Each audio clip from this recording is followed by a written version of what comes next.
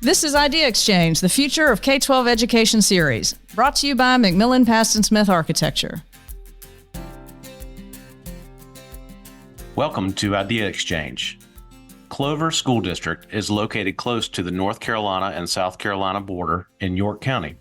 For more than a decade, this area has consistently experienced tremendous growth in population and even more so in school enrollment.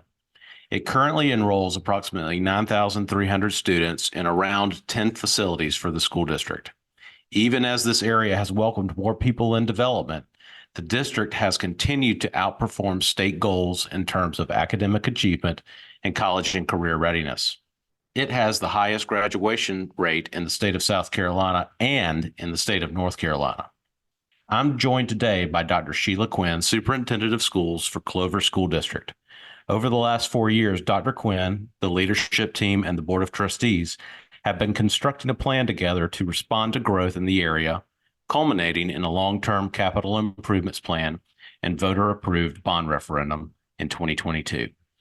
It's taken an extraordinary effort to turn this planning into a reality, and it's a story of perseverance and community-led engagement that I hope you find very interesting and informative. Dr. Quinn, welcome. Thank you. It's great to be with you. We are very excited to hear about all of the efforts that are going on in Clover School District, of course, from a planning standpoint, and about the change that you've experienced up in the school district, of course. Before we get into it, maybe tell us a little bit about how you found yourself located as a superintendent of schools in Clover. Well, I'm very fortunate. I went to Winthrop University and I fell in love with York County. I spent about 20 years in a neighboring district, Rock Hill Schools. I like to say they raised me there. And somewhere in about 2010, the assistant superintendent job came open in Clover. I had always heard wonderful things about the Clover School District and admired the work here. So I applied and was hired and worked here for 5 years as assistant superintendent for curriculum and administrative services.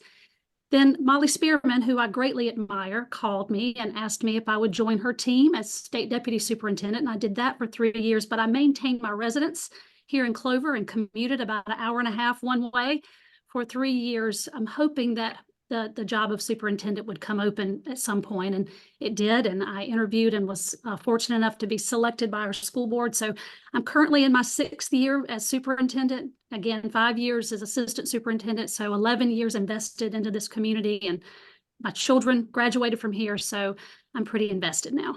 Oh, that's great. You've probably seen a tremendous amount of change during your tenure there, but also during your time in Clover overall. Well, what's so interesting is when I came from Rock Hill, bigger system, to Clover, I was struck by the fact that I would getting all these welcoming cards and welcoming presents from the principals. And I noticed that every single one of them was welcome to the Eagles, welcome to the Eagles.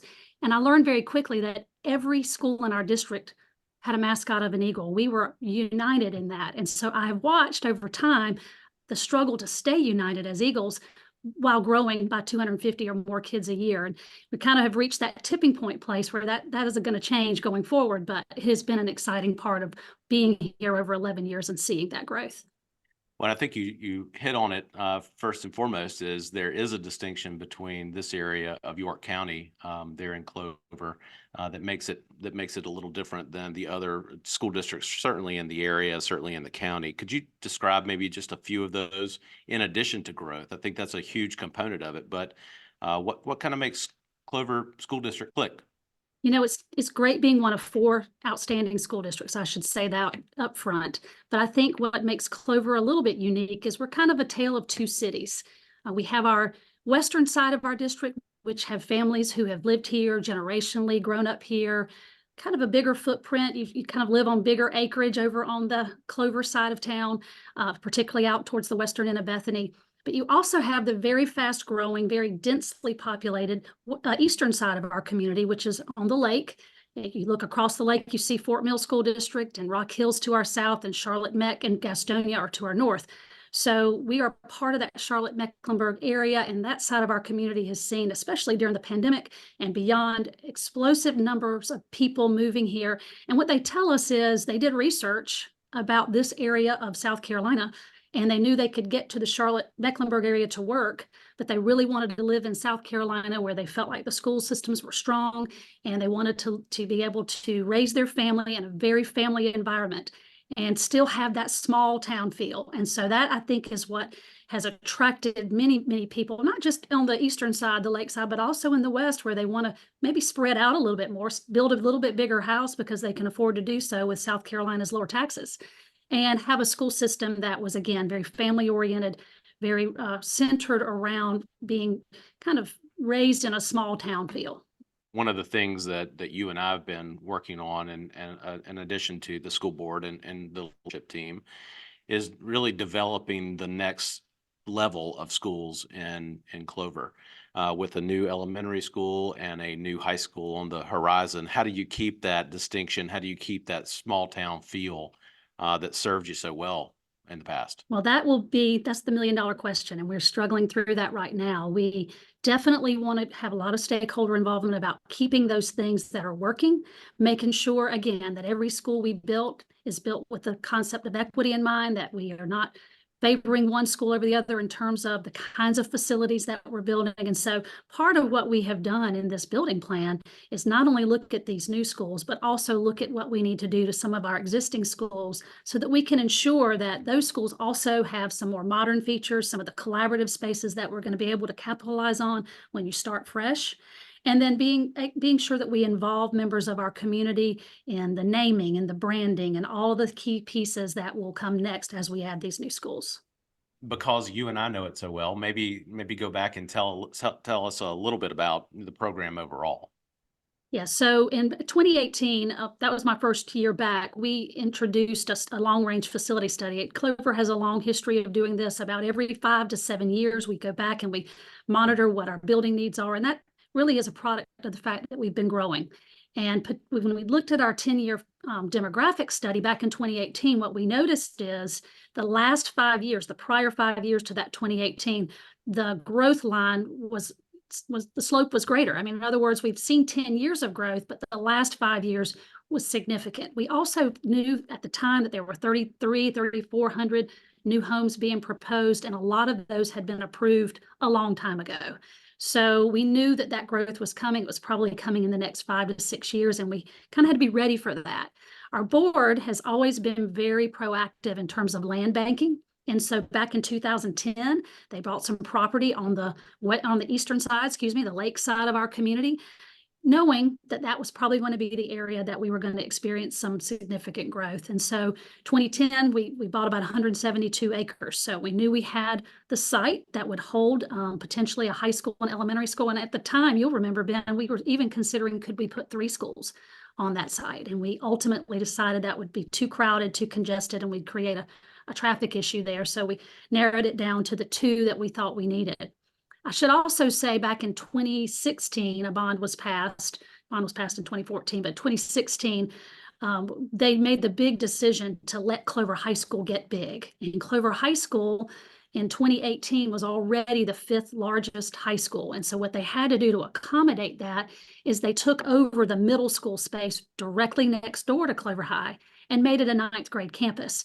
And what we said to the community then, because they were asking for a high school even back in 2014, what we said is, let's capitalize on this big footprint with a middle school next door that can hold our 9th graders for a few years to come, save us some money, and let's let Clover High get big. But once it gets to the place where it's really too big to really function well on the side it's on, then we would come back to the community for a bond. And that's exactly what we did. We moved Clover Middle School out to the west. We took over the big footprint, and we were able to then stay at Clover High School until we ultimately passed this next bond in 2022.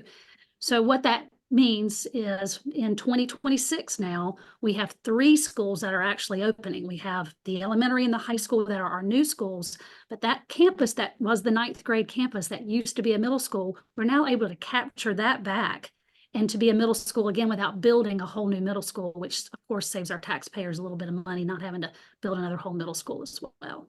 And I know that the capital improvements plan has been just an ongoing process for you guys, which I think is a wonderful thing for growing school districts to do, is always kind of assess and make sure that you're in line with not only what your needs are, but how things are changing.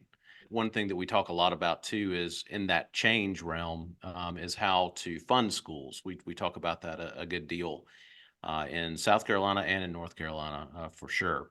You mentioned the success in the bond referendum in 2022. That's on the heels of a failed bond referendum in 2021. One thing that really I noticed going through this process with you guys was you didn't stop planning. You just went directly into how do we make sure that we get the best out of schools, even with one failing. How can we be successful in the next? Could you talk a little bit about what kind of motivated you to continue on that planning process, and maybe some of the first couple of steps that you took to get to where you are? Well, what we learned from the 2021 failed campaign is social and political context really matter. So if I'll remind our community here, we were coming out of a pandemic. We were certainly face to face, but we were face to face in what we called the family model or AB Day. And so that 2021 year, when we had the first bond, the bond referendum was actually a special election bond. So it was in September. So remember, you've had families away all summer, coming back into a school year with very different schedule. And we were working through all the issues of that. And I think doing about as well as anybody could do with that. But the week of that bond referendum, I think we had a quarantine of almost 900 students. So what that means is you had people who were very motivated and upset, who were motivated to come to the polls, and people who were kind of going with us and were okay with us and generally supportive of us who just stayed home. And so we had a failed referendum. So you asked, what did we do about that? We licked our wounds for about 2 months. It was a painful, sad 2 months of just, wow, I can't believe that happened, because Clover School District had never not passed a bond. But then a very wise board member who is no longer on our board, she elected not to run again, and I gave her credit the other day at the groundbreaking, said we can't sit back and wait another year. Our kids are worth more than that. So somewhere about I guess September, October, November, that range of time, we said we've got to go back out. We've got to start over as if we did not even start the first time and learn from the mistakes that we made. So we had a big town hall. We have a big auditorium that holds about 1,500 families and students seating, and we didn't fill it up, but we had a very big turnout. And we said, we want to hear from you. We want to know why you voted no. And we also want to re-engage with you on what the ramifications are if we don't come up with a plan. What does our utilization look like? How could we make this work for a few more years if we had to, but why is that a Band-Aid? And so we started that process all over again. We began re-educating our community. We really, really listened to what they had to say. And then we got a new committee together, a very motivated committee of current parents who said, we've got to do this again, and we got to do it differently. There were 1,000 lessons learned in that second round, and I'll be happy to speak to some of those. But we decided the biggest thing that we heard, two things. Cut it down to what you just barely need. Just don't ask for anything more. So while we needed an elementary school, we said, what is the lead dog? What do we absolutely need the most? And we needed that middle school, and we needed a high school. So going for just the high school allowed us to get those two things. And so we told the community, we'll narrow it down to just this. We took every bit of existing money that we'd saved, which was about $32 million, and we put some of it towards Clover High, because that was the second thing we heard. We have angst about splitting high schools. We were a one high school town. We're all Eagles, so going to two was painful. So we said, all right, we'll take some of that money, a good portion, 17 million of the 32, and we'll make Clover High School state of the art as well. And we'll contribute the other 17 towards the FF&E in the second high school. And we'll just have this bond for the second high school that will also give us the middle school. So we shrunk it. We listened to the main concerns, and then we re-engaged in some new strategies. So re-engaged with a new bond steering committee. And honestly, the first bond steering committee was fantastic, but they got beaten up pretty hard. And so they were like, we need a break. You need to recruit some new ones. So we got some new people in, and those people were highly focused on a social media campaign. And we did that in the first one, but we did it very differently. So we did 50 in-person meetings, first of all, and a lot of times that's staff along with your steering committee volunteers that want to join. So we did 50 in-person events, but we changed the role of social media. So we started doing vignettes of what the opening of school looks like in crowded schools. So we showed kids in hallways and what those hallways look like. We had a big issue with parking at Clover High School. We can only park the seniors and the juniors. Sophomores are a lottery. And so we have a big sophomore class with over 600 kids, and many of them couldn't get a parking pass. So being able to have student voices in that and showing the concern with parking was an issue. We showed our new mobile units that we put in at Oak Ridge Middle School, and we showed it from the standpoint of parents. We know we typically don't have mobile units, but here's how we're going to do this safely, and here are all the protocols. But we wanted parents and students and everybody to feel that we were going to grow if we didn't get something passed and it was not going to be comfortable for our students. So that was huge. The videos, the vignettes, the student voice. One of the biggest things we changed is we didn't just do the in-person meetings. We thought they need to see us, they need to feel us, we need to be in the room with them. But what we learned is Facebook Live had our biggest participation. So people who could go home, get dinner started, and then log on later in the evening on a Facebook Live, we had much greater participation. I was able to present, other people were able to present, and then we could have a talk back and forth, question and answer, and they could do it right from their home. That was a huge game changer for us. We also had videos that our board members sent out, just personal videos from the board explaining different things. We planned those strategically. We did dedicated messages out every week with pictures. And all of that was really important. We had a website where we put all things informational, and our steering committee could then go to that website, pick up a picture, pick up a video that we did, or pick up an answer to a question. And in their social media pages, whether that was Nextdoor, Facebook, Instagram, they could provide the answers that were going on in the community that sometimes we didn't know the questions that were out there, but they would see it on their social media sites, and they had answers and a way to get the answer to the community. So all of that was very strategic in bond round 2, and it resulted in a 51% pass rate. So you hear all of that work, and we still barely got it through, but pats on the back to our committee and to our staff. We did actually get notification in the Wall Street Journal that year for passing a bond in a year that many school districts were unable to. So kudos to our committee. You know, you get through a bond referendum, it's successful, and I think some folks imagine that you just start to turn dirt immediately, but really you get to the start line as you begin kind of thinking about design. Would you mind just going through a couple of things that you were thinking about from a priority standpoint when we were starting the design process, getting to that starting line again, and maybe some of the efforts that you believe that make a design team and a effort successful? Then one of the key things that I remember doing with you, and you really led this work with us, was just the visioning process in the beginning, to think about, what do we envision the school to look like, to feel like, and to really take into account the geographic areas that will define the boundaries of the school, the actual location, any history that's involved in that area. And so we really did that work very, very early on with the board and with our staff. And that was powerful to start to envision what this school, the materials we should be using, the colors that would reflect some of those things. So for example, we were on the western side where we have a lot of creeks and lakes and things like that. So that feel of earthy tone, that indoor, outdoor utilization of space was really, really important in that early visioning process. So I would say that was the first key thing. The second would be just touring other schools.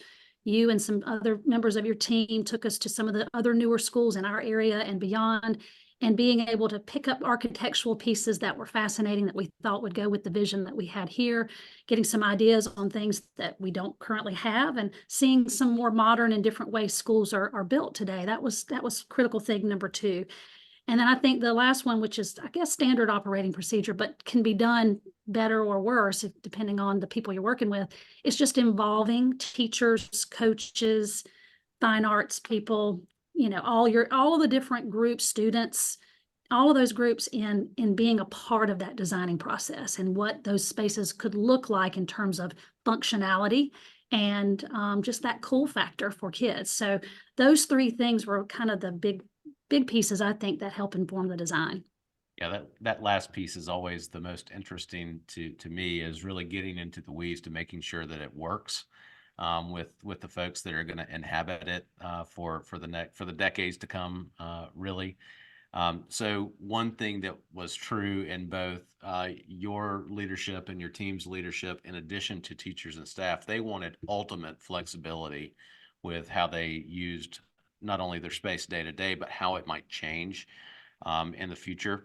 Would you maybe talk a little bit about flexibility and your thinking on how do we make schools flexible enough to be adaptable today, but then also adaptable to the programs in the future?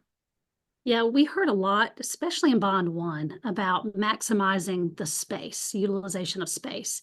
And, because from one high school to two was a pretty painful process and something that, we maybe don't want to replicate in the near future.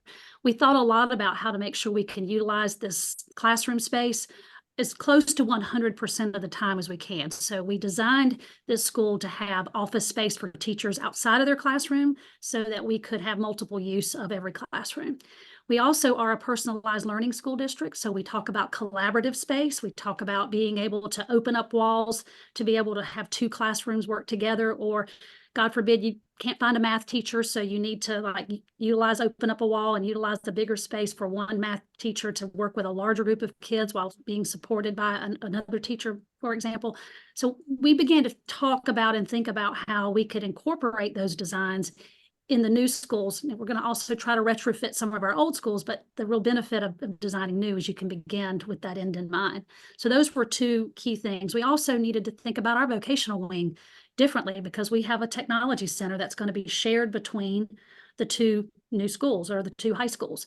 And so we didn't want to replicate exact space that we have in our current Applied Technology Center. We wanted it to be a value add. So what do we need in terms of those level 1 courses that will feed in to our Applied Technology Center that will be shared between Clover High School and Lake Wiley High? And we wanted to think about what could potentially be programs that would be unique to Lake Wiley High that Clover High students could come over and enjoy as well. And I think the last one that was important to us is we have a big district auditorium, seats 100 or 1,500. So we didn't need to replicate that big space again, but we needed a different kind of auditorium space that may have flexible seating that you could use in different ways, but maybe seats somewhere in the neighborhood of 800. So when we have those smaller events, you don't get drowned in that big auditorium. We can bring people in a little closer. So these were some of the key flexibility pieces we were trying to build in. And I remember the auditorium discussion was robust. Let's call it that.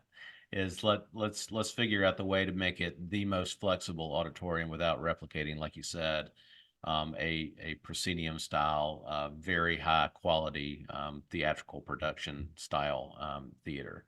And I'm proud of what we came up with together, in that you can use it for a variety of functions, including conferences and bringing industry partners in addition to dramatic and choral concerts and the like. So really, truly very multifunctional. And I think that extends probably into the classroom areas, like you say, too. Is there any one feature that in your mind that brings out the design of this school specifically for the high school? When we toured facilities, one of the things the board really liked, and I did too, was that Main Street feel.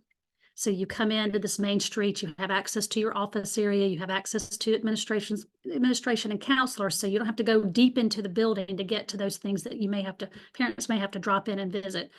But in that main street, there might be a school store, there might be the entrance into your auditorium, so you can have people who come in through that way. Leans into your collaborative space, and we call that kind of a tech forest kind of space. I know that's a term that's been used, but places where kids can plug in their MacBook and charge up in the morning and get ready, or sit around with friends and work together. And then into your media center and cafeteria space, which have both indoor and outdoor feel. That main street, that main drag is going to be really, really functional and beautiful. Anything else that you may want to share with others? And just to be as collaborative as you can. You know, you can't involve too many people. We had a speaker at our last board meeting talk about when are you going to involve students in some of the design, and we do plan to involve them in some of the branding activities. So we've named our school, for example, Lake Wiley High and Liberty Hill Elementary School. So we've got the two new names, but the kids will get to design what the mascot looks like and name them, and the streets on the campus itself, they'll get to name some of those streets. So being as collaborative and getting the community excited about those things, I think, are really important from a planning standpoint. There's a lot going on in Clover. You know, how do you keep your energy level up? How do you keep your enthusiasm up? What kind of keeps you motivated to do what you do? We have the best school system in the state, as far as I'm concerned. Just great families, great students, very high performing staff. And as hard as it is to go from everybody's an eagle to these different mascots, and we'll even have to rebrand our Applied Technology Center because it's going to serve 2 high schools now. I think the energy with all that's coming with that is really keeping everybody on their toes and keeping them excited. You know, I've been doing a ton of research about the playbook for opening 3 schools in the same year, because that's going to be a big task. And so we've been doing some retreats with our senior staff on kind of creating that playbook of all the things that have to be done at the elementary, middle, and high, and back mapping that into a timeline. So work keeps me motivated, and we've got plenty of work to do. Very excited for you and everyone there with the school district. And I would love to have you back when we get into the construction of this and talk a little bit more about design. I think that would be great to share, to kind of see the progress as it goes along. That would be great fun anytime. Thanks for tuning in to Idea Exchange, the Future of K-12 Education series. Remember to subscribe so you don't miss our next episode.